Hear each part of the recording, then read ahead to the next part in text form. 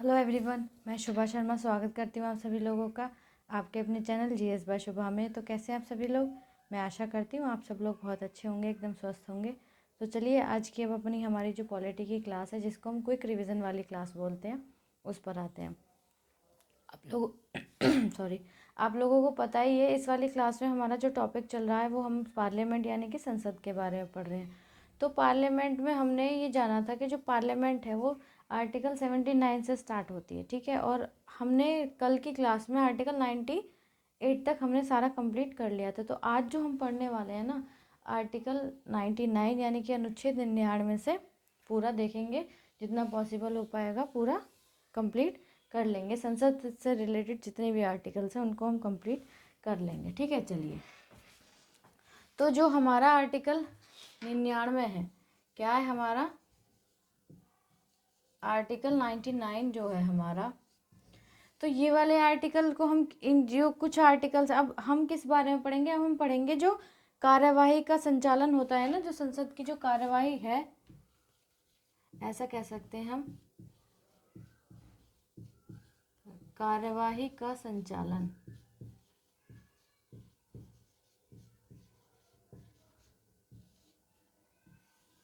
मतलब जो हमारी संसद है, जो हमारी पार्लियामेंट है, उसमें जो कार्रवाई वगैरह होती है, तो वो कौन से आर्टिकल से कौन से आर्टिकल तक आती है। तो कार्रवाई का जो संचालन है वो कौन से अनुच्छेद से कौन से अनुच्छेद तक है, तो उन अनुच्छेदों के बारे में हम जानेंगे। तो सबसे पहले आता है हमारा आर्टिकल 99। तो आर्टिकल 99 हमको क्या बताता है? जो सदस्य हैं, सदस्य द्वारा शपथ ग्रहण। तो आर्टिकल 99 में क्या बताया गया है, उसमें उसकी विषय वस्तु है सदस्यों द्वारा शपथ ग्रहण। मतलब जो संसद के सदस्य हैं, जो पार्लियामेंट के जो जो भी जितने भी सदस्य हैं, तो उनके द्वारा जो शपथ ग्रहण की जाती है वो कौन से आर्टिकल के तहत की जाती है, कौन से अनुच्छेद के तहत? अनुच्छेद 99 यानी कि आर्टिकल 99, ठीक है। चलिए, नेक्स्ट हमारा क्या आता है? नेक्स्ट आता है हमारा आर्टिकल 100। क्या आता है हमारा? आर्टिकल 100।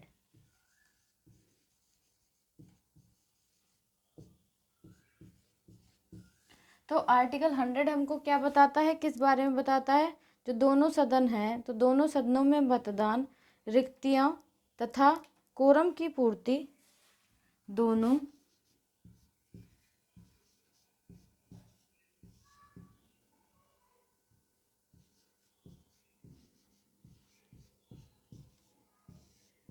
सदनों में मतदान,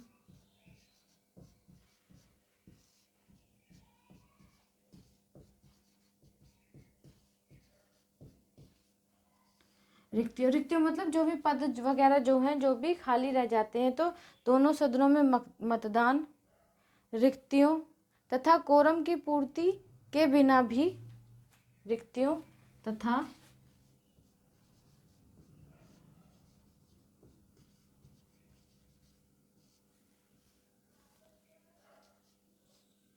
कोरम की पूर्ति के बिना भी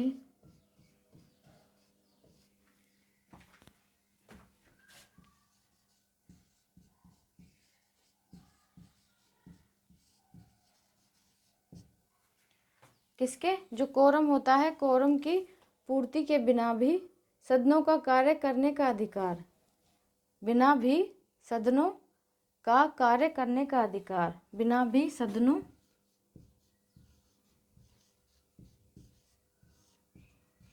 का कार्य करने का अधिकार।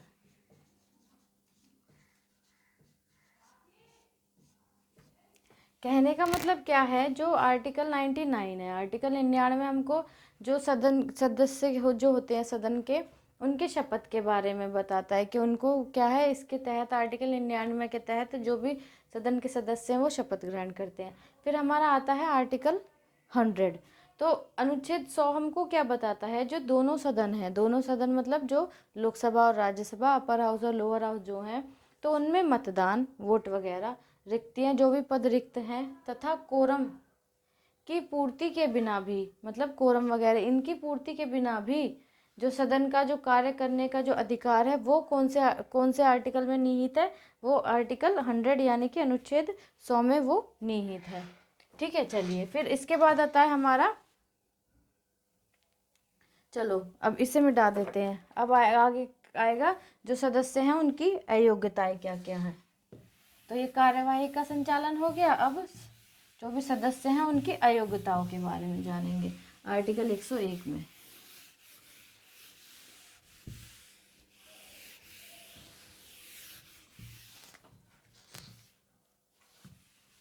तो नेक्स्ट क्या आता है हमारा, सदस्यों की अयोग्यता।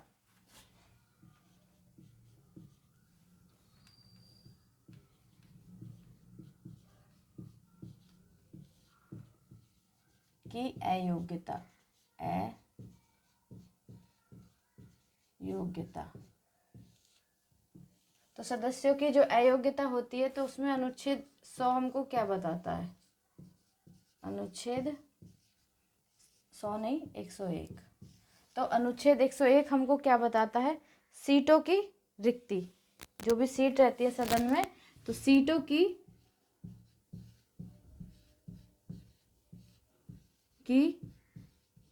रिक्ति, मतलब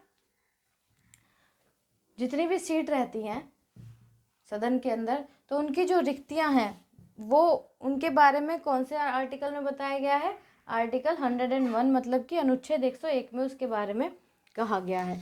फिर हमारा आता है अगला अनुच्छेद 102। अनुच्छेद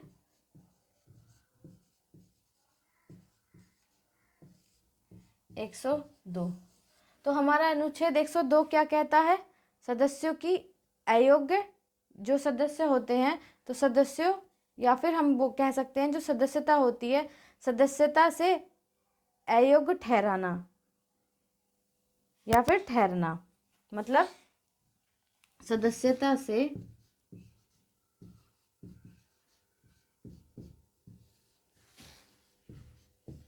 अयोग्य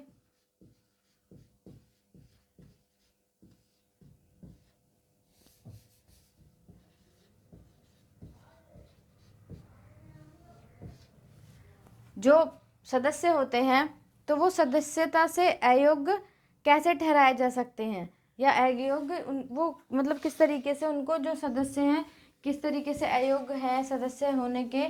तो ये सब बातें हमको कौन से अनुच्छेद में बताई जाती हैं या लिखी हुई हैं हमारे संविधान के अंदर। तो जो हमारा अनुच्छेद 102 है तो वो उसके अंदर ये बातें लिखी हुई हैं, क्या, जो सदस्यता है सदस्यता से अयोग्य ठहरना। ठीक है, चलिए अगला हमारा आता है क्या, अनुच्छेद 103। क्या आता है, अनुच्छेद 103। तो अनुच्छेद 103 क्या बताता है, सदस्यों की अयोग्यता से संबंधित प्रश्नों का निर्णय। सदस्यों की अयोग्यता से संबंधित प्रश्नों का निर्णय।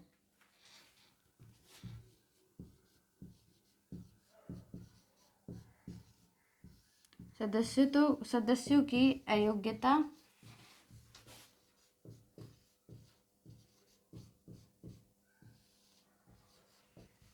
से संबंधित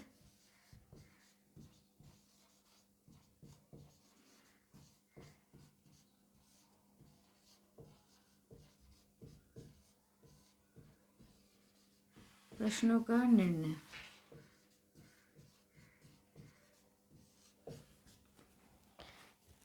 अनुच्छेद 103 क्या बताता है, जो सदस्य हैं सदस्यों की अयोग्यता से संबंधित प्रश्नों का निर्णय, मतलब जो भी सदस्य हैं संसद के, मतलब लोकसभा और राज्यसभा में से जो भी सदस्य हैं तो उन सदस्यों की जो अयोग्यता होती है उनसे संबंधित जो भी प्रश्न होते हैं उनका जो निर्णय लिया जाता है या उनका जो भी निर्णय होता है उन प्रश्नों से संबंधित वो हमारे अनुच्छेद 103 में हमको बताया गया है, या अनुच्छेद 103 में वो क्या है, इंक्लूड है। ठीक है, चलिए फिर हमारा आता है कौन सा अनुच्छेद, अनुच्छेद 104। तो उसको ऊपर लिखेंगे ना, इसको रब कर दे रहे हैं। आर्टिकल आएगा 104 मतलब 104। तो अनुच्छेद 104 क्या बताता है तो वो देखते हैं अब। तो अनुच्छेद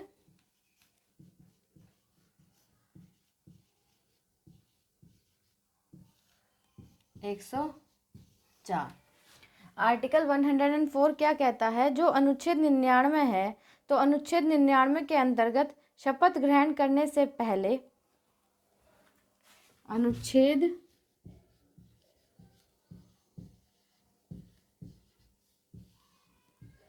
99 के अंतर्गत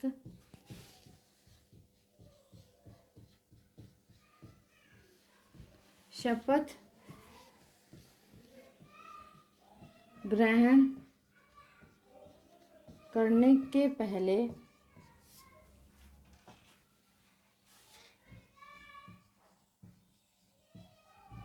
मतलब जो अनुच्छेद 99 है उसके अंतर्गत उसमें हमने क्या पढ़ा था? शपथ ग्रहण की जाती है। तो शपथ ग्रहण करने के पहले स्थान ग्रहण करने तथा मतदान देने पर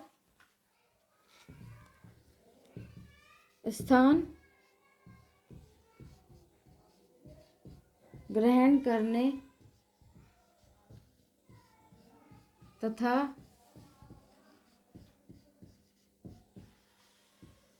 मतदान देने पर जो वोट दी जाती है, तो शपथ ग्रहण करने से पहले स्थान ग्रहण करने तथा मतदान देने पर दंड अथवा जब योग्यता नहीं हो देने पर दंड अथवा जब योग्यता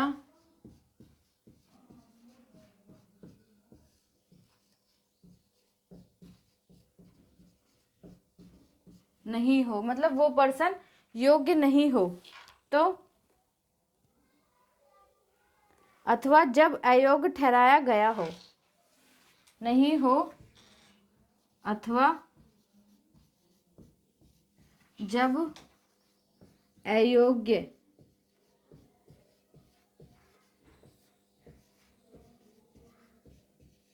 ठहराया गया हो।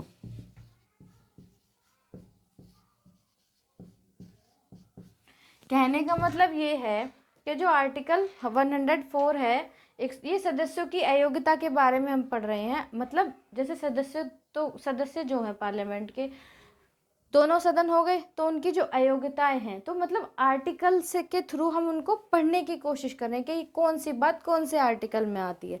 ठीक है ना, इस तरीके से। तो इसमें जो अनुच्छेद 104 है, आर्टिकल 104 है, तो वो हमको क्या बताता है कि जो हमारा, हमने अभी पढ़ा था कि जो हमारा आर्टिकल 99 है, तो उसके अंतर्गत शपथ ग्रहण की जाती है। आर्टिकल 99 के अंतर्गत जो भी संसद के सदस्य हैं वो शपथ ग्रहण करते हैं। तो ग्रहण करने के पहले स्थान ग्रहण करने, मतलब शपथ ग्रहण करने से पहले यदि वो स्थान ग्रहण करते हैं, या तथा मतदान देने पर दंड, मतलब शपथ ग्रहण करने से पहले यदि वो अपना स्थान ग्रहण कर लेते हैं, या फिर मतदान दे देते हैं, मतलब वोट डाल देते हैं, या जब योग्यता नहीं हो, या जब वो इसके योग्य न हो, संसद के सदस्य बनने के या शपथ ग्रहण करने के योग्य न हो, या हम कह सकते हैं जब अयोग्य ठहराया गया हो। तो ये बातें हमको कौन से आर्टिकल में पता चलती हैं? तो ये बातें हमको आर्टिकल 104 में हमको पता चलती है। आर्टिकल 104 से ये बातें संबंधित हैं। ठीक है, चलिए, आई होप इतनी बात आपको समझ आई गई होगी। चलो अब आगे चलते हैं। अब आगे पढ़ेंगे, आगे क्या आता है आगे देखेंगे।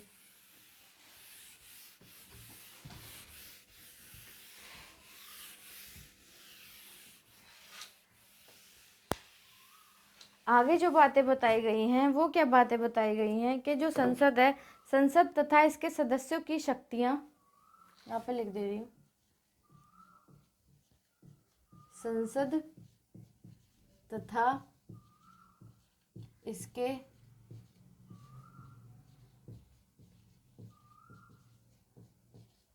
सदस्यों की शक्तियां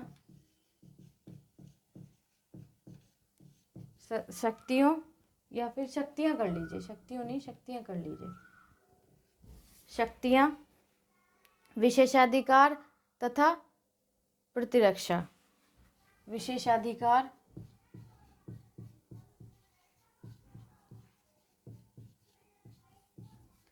तथा प्रतिरक्षा। तो ये बातें, अब इन बातों से संबंधित जो भी आर्टिकल हैं, अब हम उन आर्टिकल्स के बारे में हम पढ़ेंगे। किससे संबंधित? जो संसद है इस, या फिर जो इसके सदस्य हैं, उनकी जो पावर्स हैं, उनकी जो शक्तियां हैं, या उनके जो विशेष अधिकार हैं, या फिर उनकी जो प्रतिरक्षा है, तो वो कौन से आर्टिकल में आती है। अब हम उन आर्टिकल के बारे में जानेंगे। तो इसमें हमारा कौन सा आर्टिकल आएगा? सबसे पहले हमारा आएगा आर्टिकल या अनुच्छेद 105। अनुच्छेद 105। तो जो हमारा अनुच्छेद 105 है वो क्या क्या जानकारी दे रहा है? वो जानकारी दे रहा है कि जो संसद है, संसद के सदनों तथा इसके सदस्यों, संसद के सदनों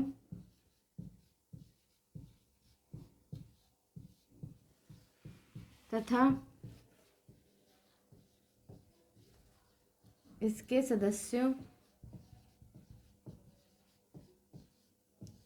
इसके कौन है? इसके जो सदस्य हैं, संसद के सदनों तथा इसके सदस्यों एवं समितियों की शक्ति तथा विशेषाधिकार आदि, एवं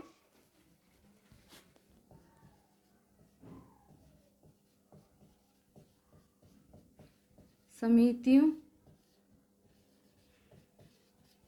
की शक्ति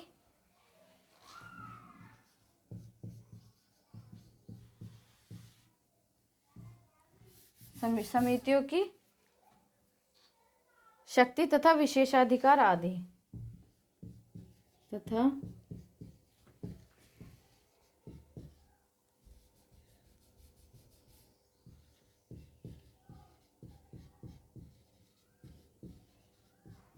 विशेषाधिकार आदि। तो कहने का मतलब क्या है कि जो हमारा अनुच्छेद 105 है उसमें क्या बातें बताई गई हैं, या उसकी विषय वस्तु क्या है? तो उसकी विषय वस्तु है कि जो संसद है हमारी, जो पार्लियामेंट है, उसके सदन हो गए दोनों, तो उसके जो सदन है, लोकसभा और राज्यसभा, सदनों तथा इसके सदस्य, जो सदन है दोनों वो और उनके जो सदस्य हैं वो, और एवं समितियों, एवं जो भी कमेटीज हैं, जो भी समितियां हैं, उनकी शक्ति और उनके विशेषाधिकार आदि। तो ये सब चीज़ें कौन से आर्टिकल में आती हैं? ये आती हैं आर्टिकल 105, मतलब 105 में। ठीक है, चलिए नेक्स्ट आता है हमारा अनुच्छेद 106। अनुच्छेद 106। तो अनुच्छेद 106 क्या कहता है? जो सदस्य हैं, सदस्यों के वेतन एवं भत्ते,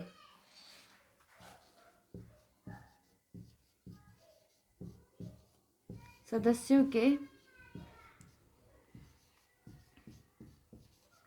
वेतन एवं भत्ते। तो ये केवल संसद के सदस्यों के वेतन और भत्ते हैं। ये हमारे कौन से आर्टिकल में आते हैं? ये हमारे आर्टिकल 106 में आते हैं। तो आर्टिकल 106 में क्या आते हैं? जो हमारी संसद है, हमारी संसद के जो वेतन वगैरह हैं और जो भत्ते वगैरह हैं वो हमारे आर्टिकल 106 में आते हैं। ठीक है, चलिए फिर हमारा क्या आता है? फिर आता है हमारा आगे विधायी प्रक्रिया। क्या आता है? विधायी प्रक्रिया। तो ये जो सदस्य हैं संसद के और इनकी जो विशेषाधिकार है, तो वो 105 और 106 में आते हैं। ठीक है, चलिए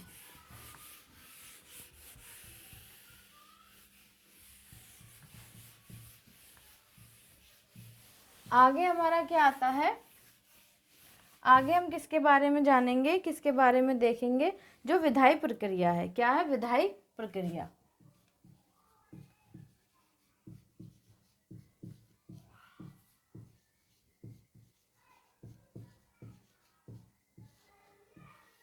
तो विधायी प्रक्रिया में कितने आर्टिकल आते हैं? 107 से 111 तक विधायी प्रक्रिया आती है। तो विधायी प्रक्रिया में जो हमारा क्या है, आर्टिकल 107 है, वो क्या बताता है? अनुच्छेद 107।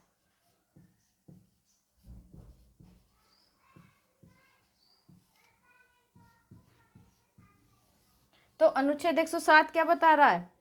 जो विधेयक हैं, विधेयकों की प्रस्तुति एवं उनके या उनको पारित करने संबंधित प्रावधान। जो विधेयक हैं,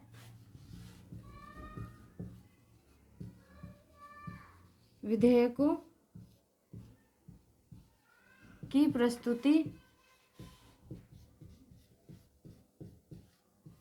एवं जो विधेयक वगैरह होते हैं, तो विधेयक क्या है? जो विधेयक हैं, तो विधेयकों की प्रस्तुति एवं उनको पारित करने संबंधित प्रावधान, एवं उनको पारित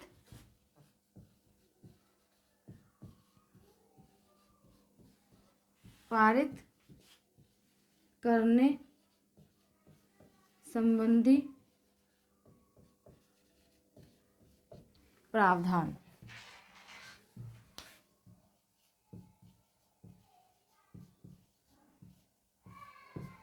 तो जो आर्टिकल 107 है वो क्या बताता है? तो वो जानकारी देता है क्या? अब हम विधायी प्रक्रिया के बारे में पढ़ रहे हैं। संसद की जो विधायी प्रक्रिया है उसमें कौन से आर्टिकल होते हैं? तो पहला आता है आर्टिकल 107, अनुच्छेद 107। तो अनुच्छेद 107 क्या बताता है कि जो विधेयक होते हैं, जो बिल्स वगैरह होते हैं, जो विधेयक की प्रस्तुति, मतलब वो जो प्रस्तुत किया जाता है और उनके जो पारित करने से संबंधित जो भी प्रावधान है, तो वो हमारे कौन से आर्टिकल में आते हैं? वो हमारे आर्टिकल 107 यानी कि अनुच्छेद 107 में आते हैं। ठीक है, चलिए नेक्स्ट आता है हमारा अनुच्छेद 108। अनुच्छेद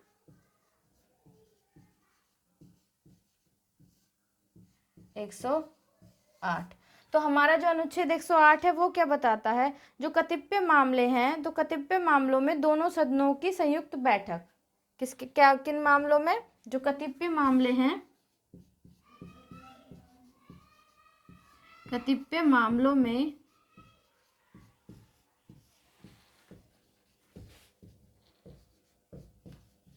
दोनों सदनों की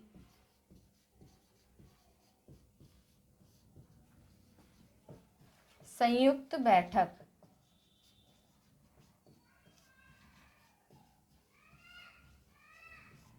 मतलब जो हमारे दोनों सदन हैं, लोअर हाउस और अपर हाउस, लोकसभा और राज्यसभा, तो जो कतिपय मामले होते हैं उनसे संबंधित जो दोनों सदन हैं उनकी जो संयुक्त बैठक की जाती है, तो वो हमारी कौन से आर्टिकल से संबंधित है? आर्टिकल 108 यानी कि अनुच्छेद 108 से संबंधित है। ठीक है, चलिए नेक्स्ट आता है हमारा अनुच्छेद 109।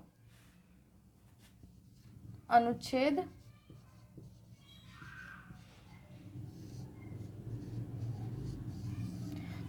109 में क्या बताया गया है? जो मुद्रा विधेयक हैं, मुद्रा विधेयकों के मामले में विशेष प्रक्रिया, मुद्रा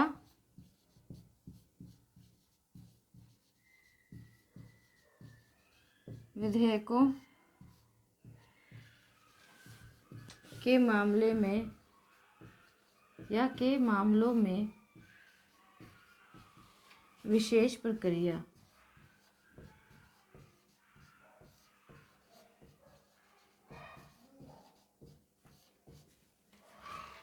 मतलब जो मुद्रा विधेयक, जो मनी बिल वगैरह होता है, तो जो मनी बिल है उन मामलों में जो विशेष प्रक्रिया है, तो वो कौन से आर्टिकल में आती है? वो 109 आर्टिकल से संबंधित है। ठीक है, जब मनी बिल है हमारा, तो सीधे सीधे क्वेश्चन आ जाता है कि हमारा मनी बिल कौन से आर्टिकल से संबंधित है? तो हमारा मनी बिल आर्टिकल 109 से संबंधित है। ये क्वेश्चन बहुत ही बार पूछा जाता है एग्जाम में।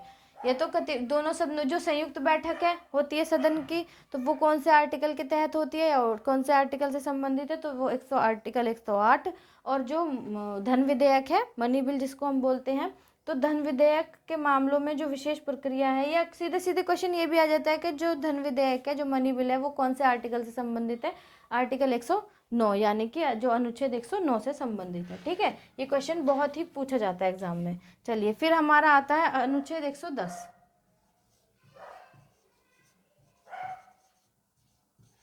अनुच्छेद 110। तो अनुच्छेद 110 क्या बताता है? जो मुद्रा विधेयक है उसकी परिभाषा, जो मुद्रा विधेयक है, जो मनी बिल है, उसकी परिभाषा, मुद्रा विधेयक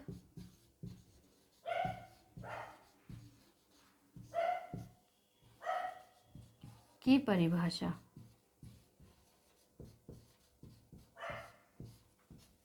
तो हमारा मनी बिल की जो डेफिनेशन है वो हमारे कौन से आर्टिकल में आती है, आर्टिकल 110 में आती है। ठीक है, तो आई होप इतनी बात आपको समझ आ गई होगी। चलिए अब आगे चलते हैं हमारे नेक्स्ट आर्टिकल की तरफ। आर्टिकल 111, अनुच्छेद 111। ठीक है, चलिए तो जो अनुच्छेद 111 है वो हमको क्या बताता है, अनुच्छेद 111 आर्टिकल 111, तो वो क्या बताता है, विधेयकों की स्वीकृति, विधेयकों की स्वीकृति।